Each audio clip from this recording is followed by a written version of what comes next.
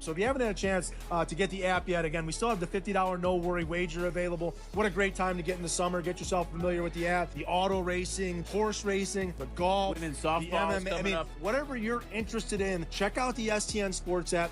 I look at that rookie year. Honestly, I'm glad it happened. Changed me as a man, changed me as a player. But having some stability is nice.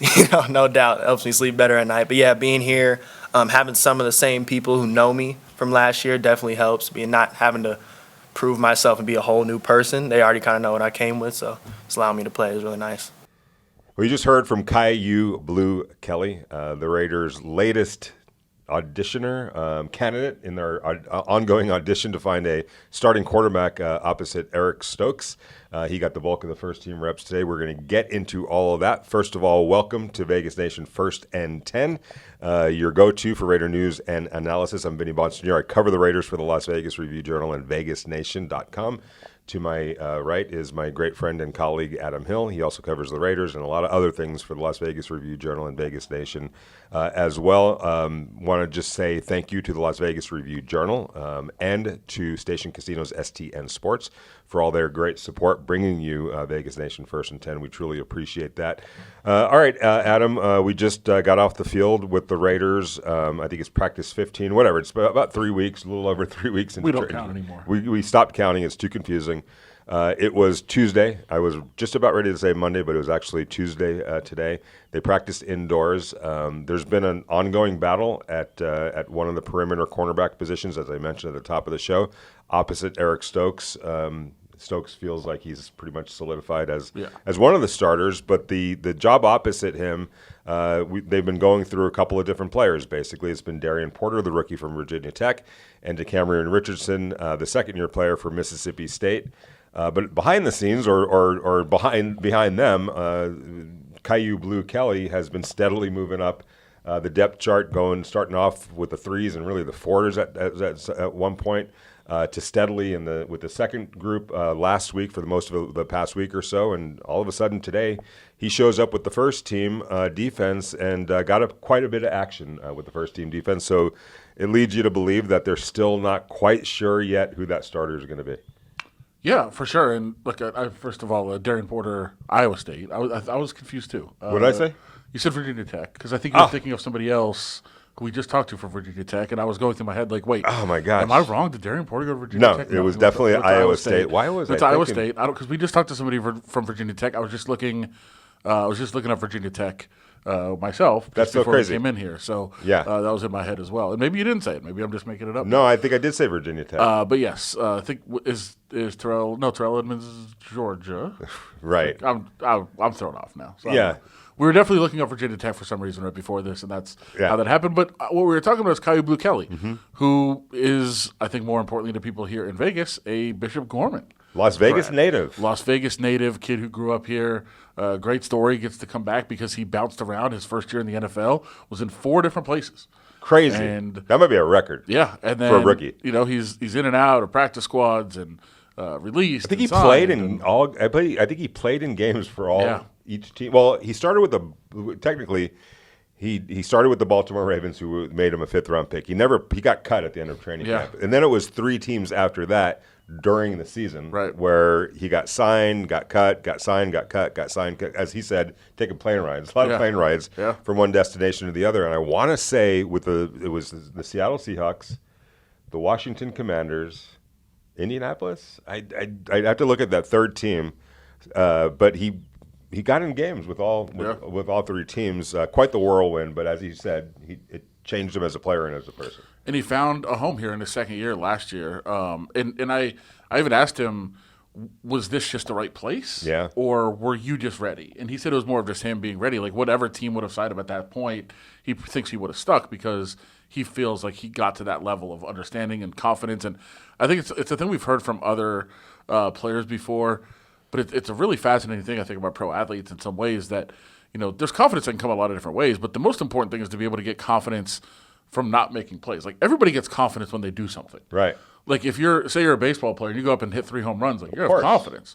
But you need to have confidence when you're sitting on the bench and you haven't got called into a game. But if you do get that chance, you're going to be a star. Yeah. And I think Caillou Blue Kelly was at a point of, like, if he would have gotten a game and done something really good, he would have believed in himself. Yeah. But you can't have that. You have to believe in yourself before that happens. You have to be able to create that confidence before you do something good. And, Right. He said he finally got to that place, and that's really why he was able to stick in this spot with the Raiders. And now a second administration has brought him back, and now he's potentially competing for a starting job, which I think is very impressive. It was the Jacksonville Jaguars, and what had happened was he ended the season with the Jaguars, stayed over with them, and then got cut at the end of training camp last year. That's when the Raiders came into the picture. It was September, early September, right around, what was it, I guess, cut down day, and they brought him in on their practice squad, I believe. But he spent basically all of last year with the Raiders. Whenever he got here, it was very early in the season. He spent the rest of the season with the Raiders in 2024, we're talking about now, played in about 4 or 5 games, and as Adam said, stuck around last year, and earned a chance to stick around, and that's notable because it was a totally different regime. However, it wasn't an entirely new defensive regime because obviously Patrick Graham returned as the defensive coordinator, and that's why I asked him. That stability factor has to be important, that he was able to stay all offseason, work with this team.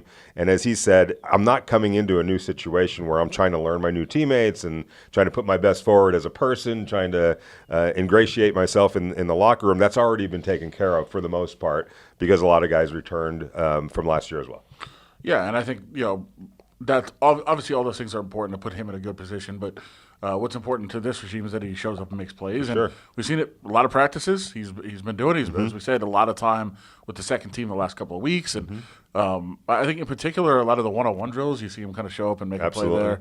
And, he's always in the right spot, always seems to make the right plays, and that's kind of earned him a shot to potentially jump into this mix to compete for the number 1 spot. And that's where we kind of saw him today for the most part. Yeah, and I still think it's probably going to be Darian Porter. He had a nice day as well. There was a couple of nice plays on the one-on-ones that they had. Might have looked. Let's say if you wore a defensive jersey today, you probably had a nice. Yeah, day. That's true. I think I counted 3 interceptions. There could have been 4. Oh, okay, all right. There were a couple of things that happened on the other side of the field. I couldn't quite see it, but I know Devin White had 2 interceptions.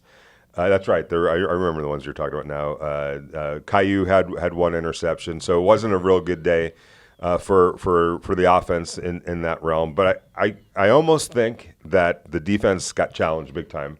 By Pete Carroll coming off the game that they had on Thursday against the Seattle Seahawks. We talk about the starters on offense and just how the offense looked a little bit shaky on Thursday. Well, you can say the same thing about the Raiders' defense. I know that Isaiah Polamalu came up with that interception to sort of save the day, but they were getting pushed around on that first drive, and that didn't stop after that drive. In fact, Seattle marched down the field again. This time on the second team defense. Nevertheless, it feels like Pete was definitely not satisfied with that. Today was it the first day back in pads since Thursday?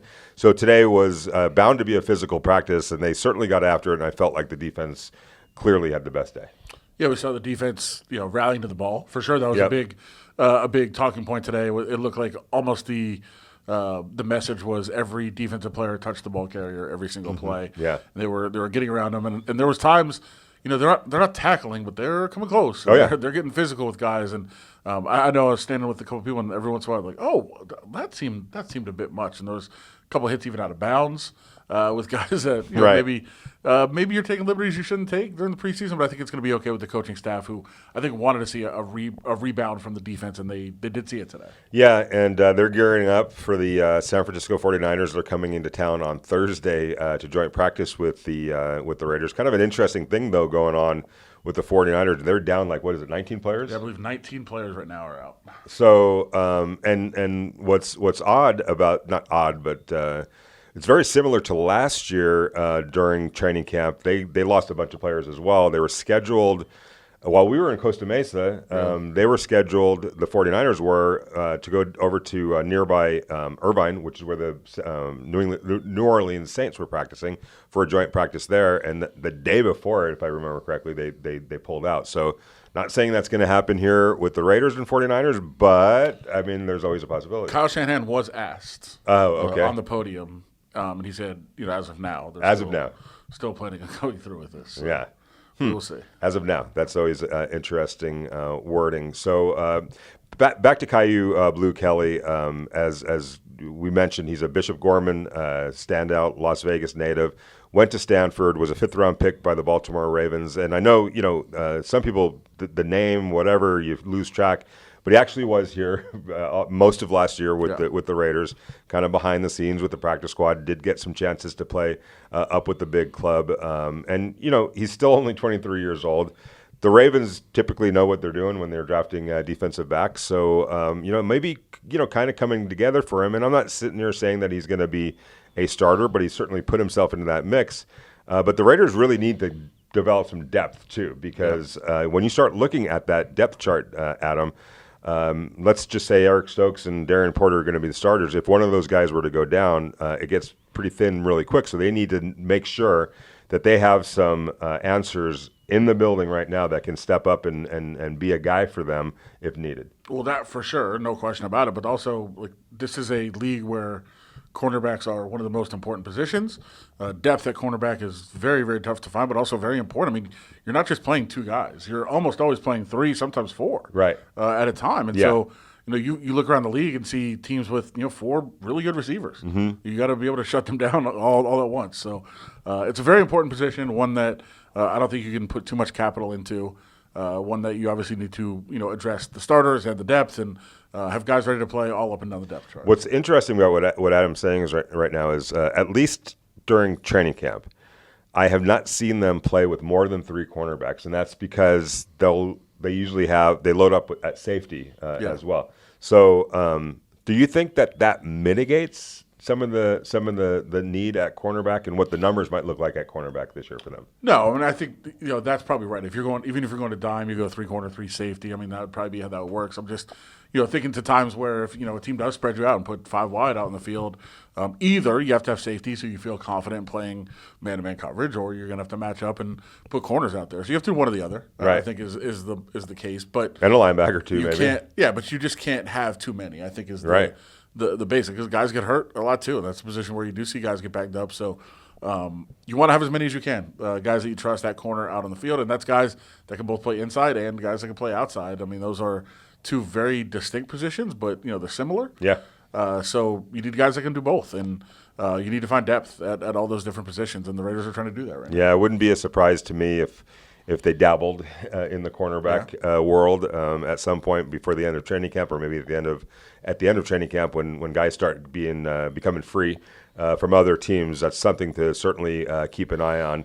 All right, we're going to take a quick break. When we get back, we're going to jump right back into the offensive line, and we'll tell you what we saw today and what all this might mean when it comes to Jackson Powers Johnson and what the Raiders are doing along the offensive line, trying to figure out that best group of 5. We'll talk about that in just 1 second.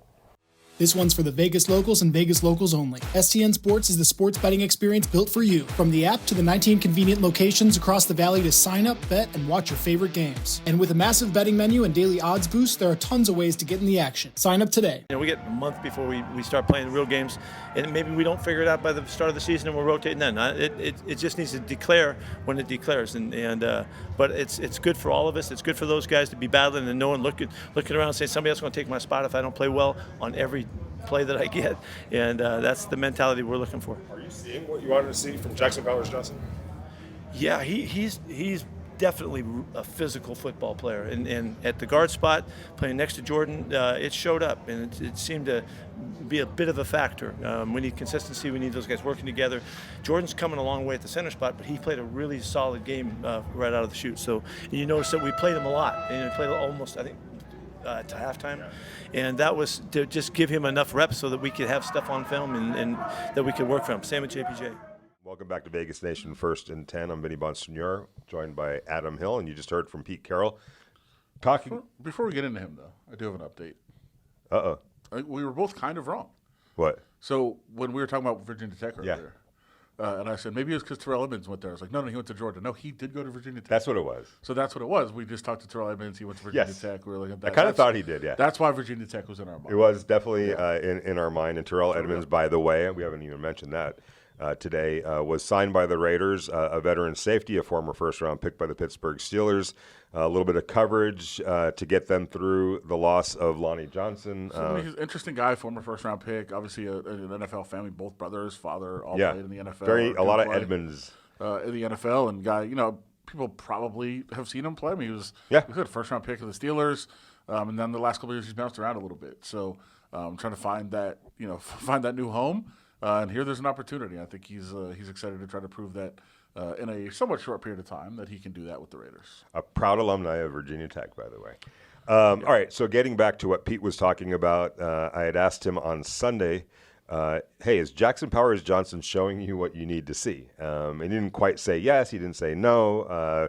Mentioned the physicality, but also mentioned needs to see consistency. He mentioned that with Jordan Meredith in conjunction with Jackson Powers Johnson, which brings me to a conversation that I had with former Raiders offensive lineman Richie Incognito. A lot of that conversation was about Jackson Powers Johnson, and Richie knows, Jackson very well. He was a offensive line kind of consultant last year during training camp, was around here quite a bit. And one thing that he mentioned about Jackson Powers Johnson, and it's starting to make a little bit of sense on maybe what's going on right now, and from Richie's point of view, just needing to see more consistency fundamentally and technique-wise from Jackson Powers Johnson. It's one thing to be the biggest, baddest, out there, and Jackson likes to be that, does the extracurricular stuff, goes and tries to maul people, running around trying to take somebody's head off, which is all great, and it's all, part of that position. But what Richie was saying was you need the consistency, when it gets to 3rd down and 6 and you need to have it, are you going to be your most consistent self with the fundamentals, with the technique? And every time that I've heard Pete Carroll talking about the consistency, when it comes to Jackson Powers Johnson, I just feel like that's what they're not seeing right now, in his case. And I also feel like they see greatness in Jackson Powers Johnson. They see a guy, as Adam Butler told us a couple of weeks ago, has a chance to be one of the top guards in the NFL, one of the top offensive linemen in the NFL. I think Pete Carroll and John Spytek and the staff see the same thing. They're trying to get it out of him. Sure. And they're challenging him to be the best version of himself. And they're not just going to, give that to him. He needs to earn it. And it got me to thinking, because every time it feels like I've reported what's going on with Jackson Powers Johnson and the, nature of the alternating at center first and now over at right guard. And I'm sure you're kind of getting the same thing and the same reaction from listeners and readers and all of that good stuff, is like they're messing with Jackson Powers Johnson, or what are they thinking? He needs to be out there and one of the starters out there. And from my perspective, Adam, and you could poke holes in this, agree with it, disagree with it, whatever, and we'll have a conversation about that. From day one, Pete Carroll talked and preached competition, and I think all fans bought into that, right? I mean, that's what you want to see. You want players to be held accountable, and you hold people accountable by playing time. You earn what you get in this league, and everybody should be about that. But I feel like Raider Nation, a lot of Raider fans have gravitated to Jackson Powers Johnson. He's a 2nd-round pick. He's a great kid, and he's got that great personality. And I just feel like, you can't have competition, and you can't pick and choose who you want to compete for a job on your team, and not with others. And so I think it feels like there's not favoritism. I don't know what the word I'm looking for, but the fans are like bias, maybe a little bit biased. Yeah, like you can't have it both ways. And the Raiders asking Jackson Powers Johnson, or demanding better from him and more consistency from him, is only going to make him a better player if he responds to it the way a good pro does. Yeah, for sure. And I think to the point, I mean, if you're going to look at a player, and I think this is potentially the case with Jackson Powers Johnson. I think when we go back and look at a film and you say, wow, there was 8 great plays there, and he cleared somebody out and then finished the block and then went downfield and hit somebody else's guy and just finished it, and it just jumps out at you, and then you just tend to look at maybe a negative play as just a regular negative play. If they're seeing it as a very negative play, they would almost rather see 10 good plays instead of 8 great ones and 2 bad ones. Right. If that makes sense to you if you're listening to that, and that seems to be the case that Richie Incognito is making, not necessarily what I've seen out of it, but I can maybe go back and look again at Jackson Powers Johnson. I think the biggest thing is that nobody was good last week on Thursday. So well, yeah, but I think in general, day after day after day is right. what they're looking at. They're not looking at that one game and making any judgments. But yeah, they want to see. They'd rather you just be good to very good on every play than great, terrible. Right. And again, I'm not saying that's what it was, but that if that is Richie Incognito's point, and that's what he obviously has communicated with the coaching staff around here and people around here, so he would know a little bit better. And he's been around he's been around Jackson Powers Johnson, so he sees a lot of himself, right? Actually, sure. in Jackson Powers Johnson. They look exactly the same. Yeah, exactly. It'd be hard not to. No, went back and looked. A couple things when it comes to Jackson Powers Johnson. 14 penalties last year. Yeah, there were 136 guards that were assessed by Pro Football Focus. That was the second most penalties from among offensive guards. I would imagine it's probably among offensive linemen as well. Yeah. The next highest for the Raiders in more plays, I want to say it was 8. I forget exactly who it was, but goes down. For 14 penalties is a lot, and a lot of times that is concentration, it's technique, it's fundamentals, it's all the things that we're talking about. And one other thing that I want to add, that needs to get cleaned up. That's not. And that was remember he missed some games last year, so that needs to get cleaned up. Number one, and that's part of the consistency I think that the coaching staff wants to see from him. But then also you go back to his college career. We remember him winning the Remington Award, I think it was, for the best center in the country his last year at Oregon, which would have been 2023. But what you don't necessarily remember is it wasn't like he was a consistent starter. The previous years he'd go in and come out, but he didn't get his first start until the year before. So 2022, toward the end, it was in November, I think it was, of 2022. So he doesn't even have a whole lot of college reps to fall back on in terms of those fundamentals and all of that. Yeah, I mean, so there's a development. Well, I think those two things are related for sure. The fact that he had a lot of penalties, the fact that he's insanely aggressive. Yeah, I think there's no question about that. And the fact that he doesn't have that much, starting experience, quote unquote, on the offensive line. He was a guy that worked his way up. All those things I think are related. You jump into the NFL, you're going to probably create penalties if you're that aggressive and you don't have that much experience. I do still think, in my mind, there's no doubt he's one of the top 5 offensive linemen on this team right now. So we will see if they are able to, if they're able to keep a guy like that on the bench because they don't think he's consistent enough when he is one of your 5 best. If you're able to keep him on the bench when games actually matter, and if they play on the offensive line again, he was part of this outline, but say they look like they did this first 6 plays or whatever in Seattle. Yeah. If you play like that and he's on the bench, it's going to be tough to keep him. It better be, yes. I think almost a better way of saying it, whoever is in there for him, let's say the right guard, better be playing at a pretty high level. And Jordan Meredith. Yeah, too. Center and guard better be playing at a very high level. Yeah, and I'm with Adam. I mean, it feels like they've decided to roll with Jordan Meredith, but I don't think it's locked. And throw away the key. And I do believe that what Pete Carroll talked about, this might go into the regular season. I think they need to see Jordan Meredith in that setting before they're finally ready. Before they are ready to just sign off on that being this is the plan. This is who we're rolling with at center. I think this will go into the regular season, and you might be upset about that. You might not like it as a fan, but if that's what you got to do, that's what you got to do. And by the way, the last time they did something like this, Josh Jacobs, it was in 2022. Josh Jacobs led the NFL in rushing, and the offense was pretty darn good for a while. I went back and looked. The offense got off to a pretty good start that season. They weren't winning games, but they were scoring points. It wasn't really until Derek Carr just took a turn for the worse.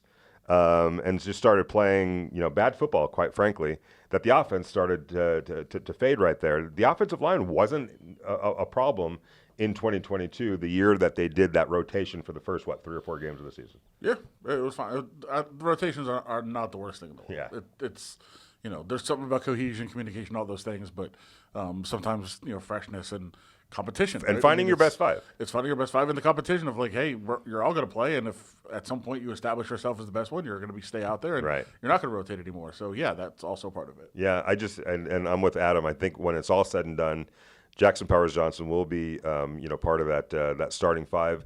But I do think that they're going to continue to challenge him. I think they see something really bright and potentially great in Jackson Powers Johnson, and they're going to make sure that they stay on top of him, for him to stay on top of that to reach that greatness. And that's what coaching is all about. It's not always peaches and cream all the time. You have to hold somebody to a standard and make sure that they live up to that standard.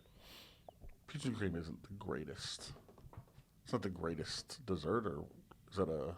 I think it's just the. I think it's the vision of it. Peaches and cream. It's like kind of a nice color with the white of the cream. Okay. And, yeah, it's visually pleasing. I don't know if it's. I've never had peaches and cream, to be honest with you. I was just questioning the statement. I don't. Peaches and creams. What else would you say? Like rosy? No. I'm not suggesting you made that up. No. I'm just saying. I've always thought peaches and cream is not nice and soft, and there's better things. Oh, of course. I mean, I would take a T-bone steak if we're talking about tasty, really good tasting things. It's not all T-bone steaks. It's not all T-bone steaks, exactly, as Adam just eloquently said. All right, so we will continue to monitor the offensive line. We'll continue to monitor the cornerback situation. Do you think that there's any other starting jobs that are up for grabs? We did see Thomas Booker, the fourth, right? Get first team reps today. He was in there with Jonah. Adam Butler, by the way, was back today after missing a couple of days for family reasons. But do you think one of those interior jobs could be open and maybe there for the taking for a Booker? I mean, I think it's going to be a very heavy rotation on the interior too. of the defensive line. So I don't think the starter matters in name. I suppose, regulars. It's all who the regulars are. They're all going to be playing, I think. Any of the rookies that I felt like Pegues had some moments. I felt Tonka Hemingway had some moments on Thursday. Could you see them potentially being part of that regular rotation? Yeah, I think they have some work to do still. But I believe Pegues started.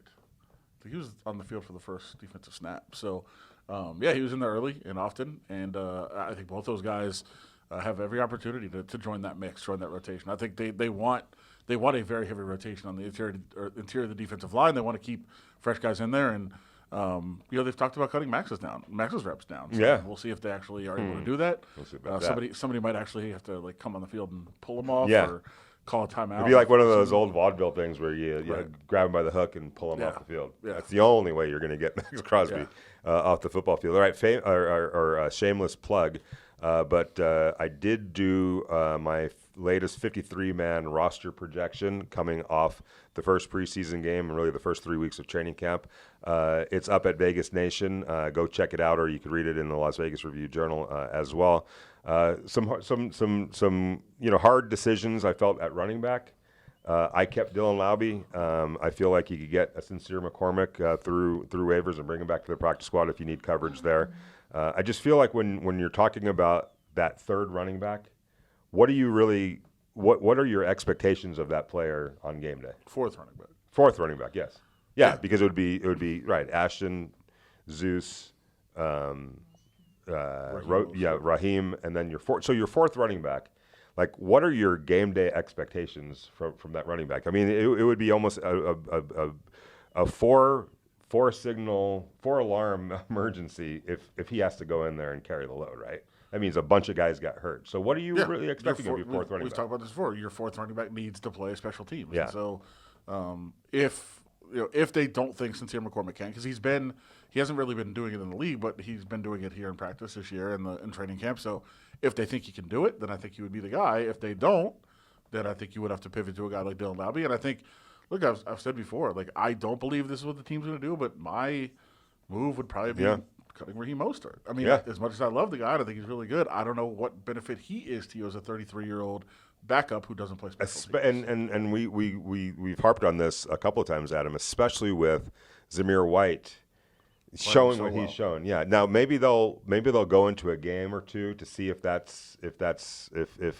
he carries that into the regular season before getting ready, moving on from Raheem. But that's something to see. And the other one was the wide receiver room, and we've talked about this too. But I know that Alex Bachman is coming up with plays, and I can definitely see him on the roster.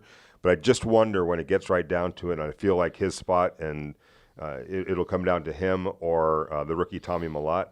I don't know that there's a big market for a Alex Bachman as a soon-to-be 30-year-old, wide receiver who's been around for a while.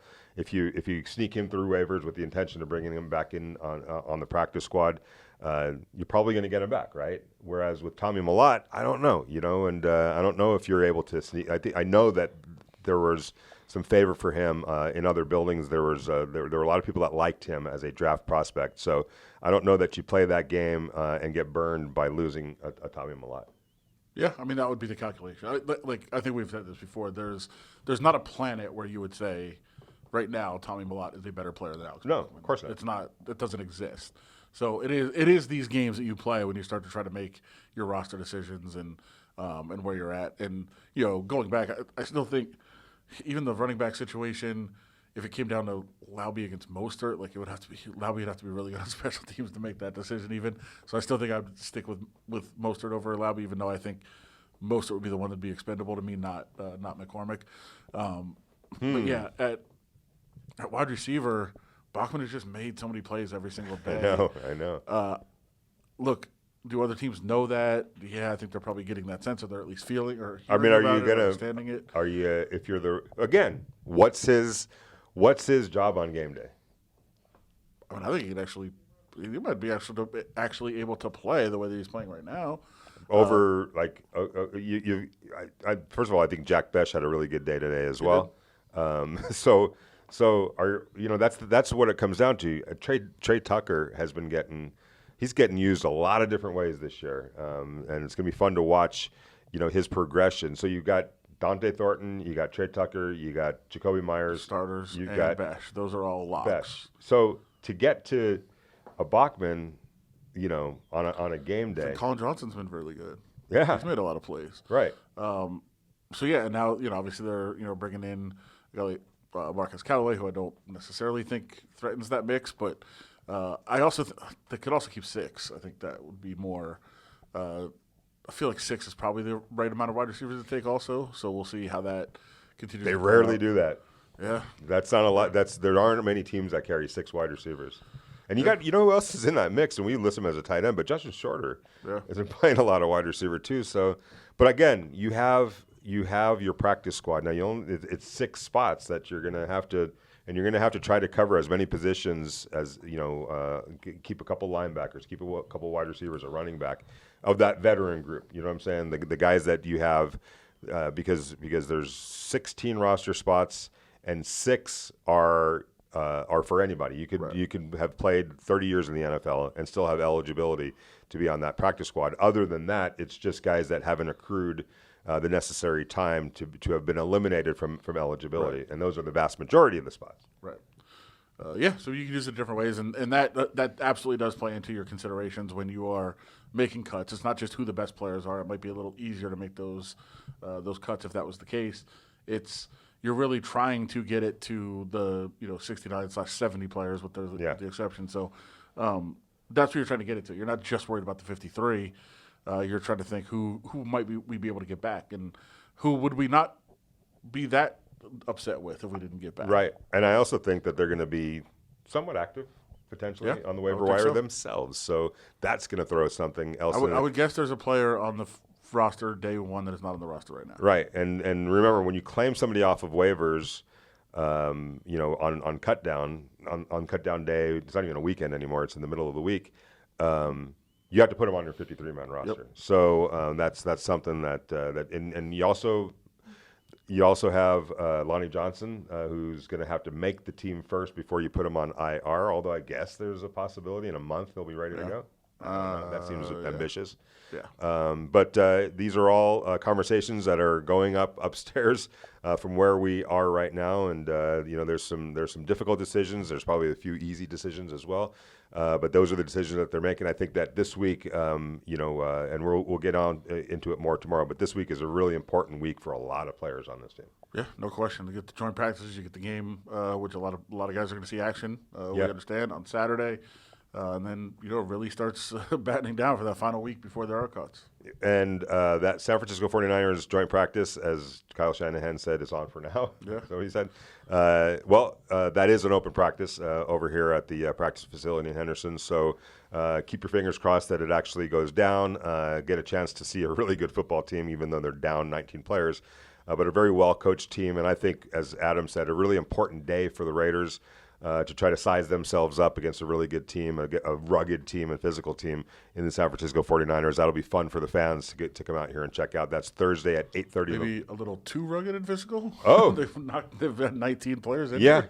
Yeah. By the way, when I talked to Richie Incognito, the coaches, we talked about Thousand Oaks, the joint practice with the Rams. And so he was saying that his coaches always told him, like, look, if you guys play good in the joint practice, I'll give you the night off in the preseason. And he's always like, a weekend off?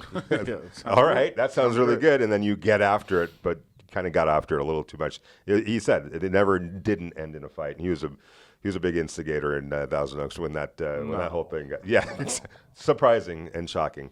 But anyway, we'll be here to talk about it every step of the way, including tomorrow, after tomorrow's practice on Wednesday, and then Thursday's practice on against the San Francisco 49ers. Until then, we should also tell people, Vinny. Yeah. We may or may not have since podcasts are doing this week, have a major album drop on our show. We may or may not. We may or may not. I don't know if we will or not. We may have a star just drop by. And, maybe. Maybe not. Maybe not. Yeah. But maybe is the key to the whole thing. So keep an eye out for that. Or no. Or not. Exactly. That being said, I want to say thank you to the Las Vegas Review-Journal. I want to say thank you to Stations, Casinos, STN Sports for all their support. Of course, I want to say thank you to the listeners, the readers, everybody that takes the time to go on this journey with us and read what we do and watch what we put out and all the photos, essays, everything. Ed Graney's columns, Adam Hill's great content, what I write, the work that Heidi Fang does behind the scenes, producing stuff. We really appreciate all that. Continue to hit the like button, and I always say this, Vegas Nation, the subscription to Vegas Nation, which is all you need when it comes to the Raiders coverage, makes a great gift for the Raider friends or family members that you have, or just for yourself. So we would appreciate you spreading the word about Vegas Nation and everything that we do. And, of course, First and 10, Vegas Nation's First and 10 podcast. Thank you so much. Enjoy the rest of your Tuesday. We'll check back with you on tomorrow.